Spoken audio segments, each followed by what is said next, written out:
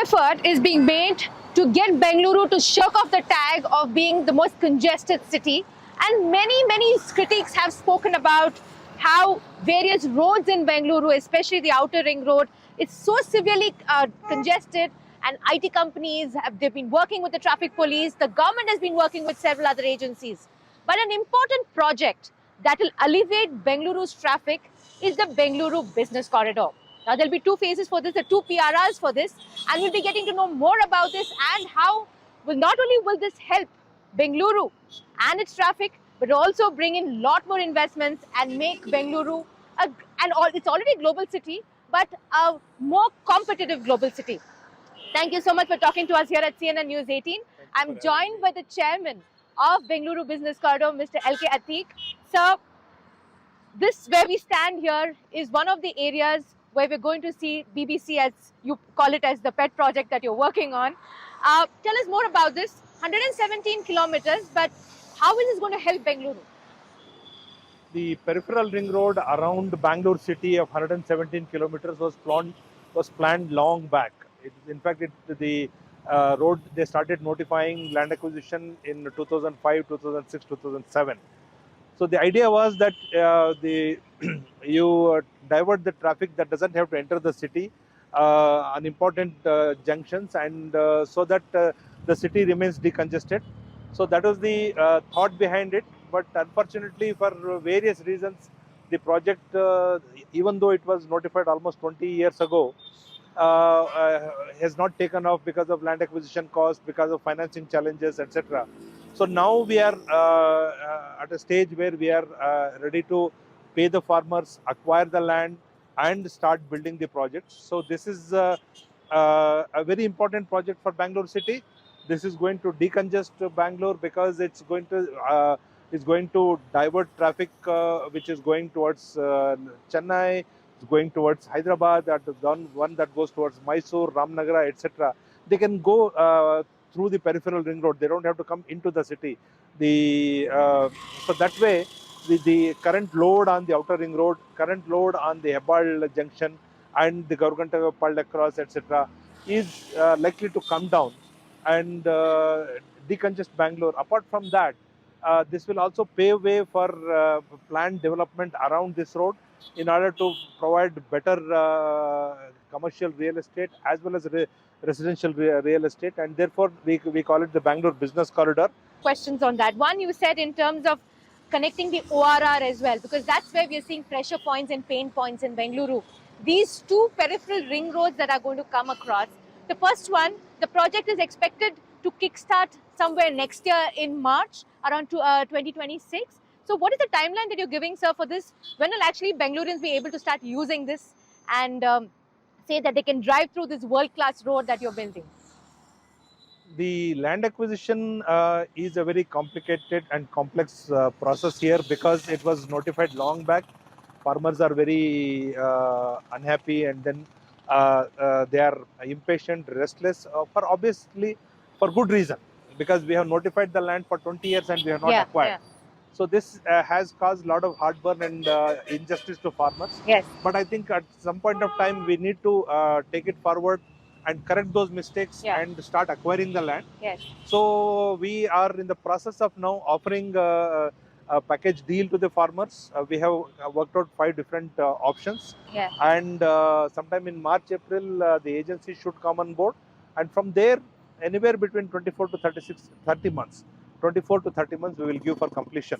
In urban areas, 2 times the guidance value is being offered. In rural areas, 3 times the guidance value is offered. For example, if the guidance value is something like, let's say, 3 crores per acre in a rural area, and 70% of our road is passing through panchayat areas. So in such areas, if the guidance value is 3 crores, we are offering 9 crores per acre. So anywhere between 3 crores per acre to 15 crores is the land acquisition compensation that is being worked out.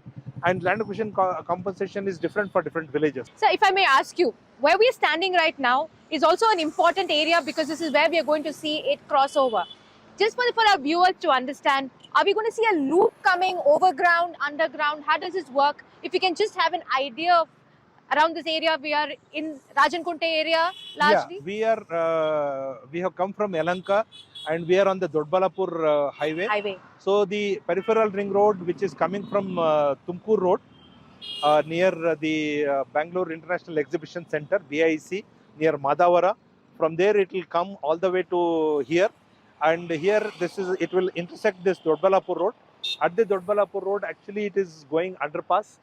The entire road will go underpass, the main carriageway, and service roads will do clover leaf. Okay. And so we'll prepare not exactly in this location, somewhere in this location where there is not enough development, it will come. So this whole peripheral ring road will pass through this, but our ring road will be a signal-free ring road. It will not, there will not be any intersections interrupting the main carriageway. Right. If there is a road which is going under the, if there is a crossroad, then that will go under the road, or depending upon topography, it will go up. We are now looking at how much money is going to be invested in this, sir. So the total amount, are you taking a loan? Originally estimate was that 27,000 crores will be invested for this, and later we have worked out the land acquisition cost might go down if people are preferring land. Okay. So whatever we have taken a loan from HUDCO at 9%, in fact 8.56%. We have taken a loan for entire 27,000 crores, and using this loan we are going to acquire the land, and then we are going to build the road, and the main road will be tolled, and the BDA will repay the HUDCO from the toll revenue, and from the by paying the farmers in terms of land will reduce our loan amount, and further the other because of this development BDA's revenue may increase. So when we started this interview, you spoke about this being called Bengaluru Business Corridor, and you said you are going to create 5 interesting hubs, and this is not a hub that is only related to transportation.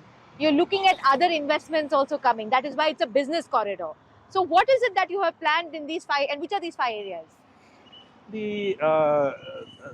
This road actually starts at Madhavara near BIC, where it will actually intersect with the current nice road, and there will be a peripheral ring too. There is a separate spur that goes that side. So that is one junction. Then this Dodbalapur Road near Yelahanka is another junction. Then the third junction will be near the where the peripheral ring road will cross the airport. Yes, sir. Airport road, and then another one Old Madras Road, one at Sarjapur Road, and finally one at the Hosur Road. So these 5-6 junctions will be there, and if this succeeds, then it's a good model where land on the strength of land we are developing infrastructure, and we should do it in a manner that the win-win. Farmers should also benefit, and the city should also benefit, and we can have planned infrastructure, so that because a lot of companies, a lot of investment is coming into Bangalore, but they are looking for ready to occupy plug-and-play infrastructure. And this kind of parks can give those ready to occupy plug-and-play infrastructure, in which... So if I can ask you, because we always talk about numbers in Bengaluru, number of vehicles on the road. So 40%, 60% reduce of traffic congestion because of this PRR? No, PRR actually we have estimated that around 40% of congestion in Bangalore North will happen. Once because Bangalore South, already there is a nice road will interconnect with that. Plus there will be PRR 2 which is going beyond the nice road. So about 40% reduction in congestion is expected. But by the time more business will come and traffic will again increase. So the solution is actually to integrate it with public transport as well. That is why we have left a provision for metro. So the whole thing is about farmer intervention, getting them on board. But I did speak to several ministers, especially in the Congress government, and I asked them, is this an effort to make Bengaluru great again? They said there's no need to make Bengaluru great again because it's only to make Bengaluru greater. And this is one of those projects that they're looking at to make Bengaluru greater, already a global city, but to compete with the other global cities across the world.